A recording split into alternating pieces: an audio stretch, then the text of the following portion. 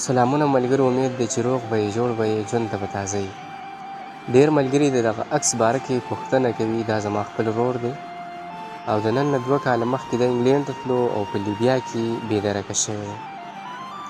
تر ننې پورې موږ ته هېڅ معلومات نشته دی. په دغه حواله باندې مې یو نظم هم لیکلی دی، تر پایه راسره واورئ. او دغه غږ تر هغې پورې شعر کوي چې هغه واکدارانو سرمایدارو خلکو ته ورسي.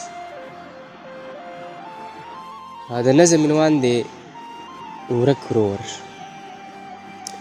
زخمی زړه له ملک شانتې مرهم راوړه واکداره، نن بیا د یو بېوسه ورور فریاد واوره واکداره. د ګل په شانته ورور مې ورک په ورکو لارو ورک دی، تر نن یې د خدای دپاره چا کړی درک دی.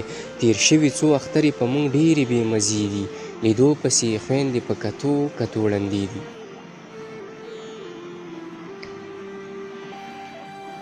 د ګل په شانته ورور مې ورک په ورکو لارو ورک دی، تر نن یې د خدای دپاره چا کړی درک دی.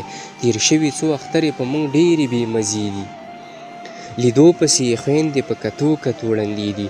ته سوچ وکړه په داسې حال کې یاره زه څه وکړم، ماشوم زوی ته یې دې اختر کې بیا څه بانه وکړم. هېرېږي رانه کله ساه یې نه وه په بدن کې، بوډۍ مور یې ارمانو د لیدو په زنکدن کې.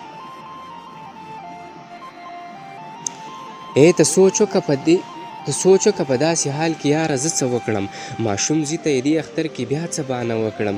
هېرېږي رانه کله ساه یې نه وه په بدن کې، بوډۍ مور یې ارمانو د لیدو په زنکدن کې. د ژوند نه مې په دغه وجه یاره بغاوت وي، خبرې چې زموږ په کور کې هره ورځ قیامت وي.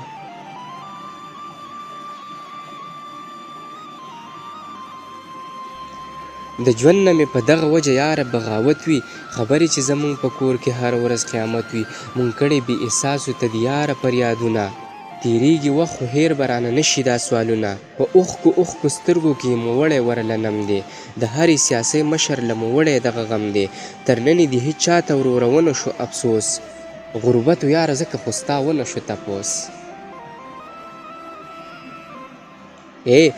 مونږ کړي بې احساسو ته د یاره فریادونه، تېرېږي وخت خو هېر به رانه نه شي دا سوالونه. په اوښکو سترګو کې مو وړی ورله نم دی، د هرې سیاسۍ مشر له مو وړی دغه غم دی. تر ننې د هېچ چا ته وروره ونه شو افسوس، غربت و یاره ځکه خو ستا ونه شو تپوس. احساس به درته وشي خپل بچی د مور نه ورک کا، یو څو ورځو له هسې خپل بچی د کور نه ورک کا. د هرې سیاسۍ غونډې مشرانو ته بیا ګوره، کوڅو کې د واکداره صحافیانو ته بیا ګوره.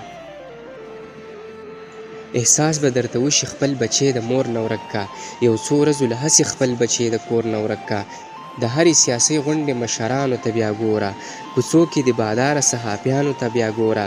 دې دور انسانانو په سینو کې زړونه نشته، دیانه دلته چا سره د چا غمونه نشته.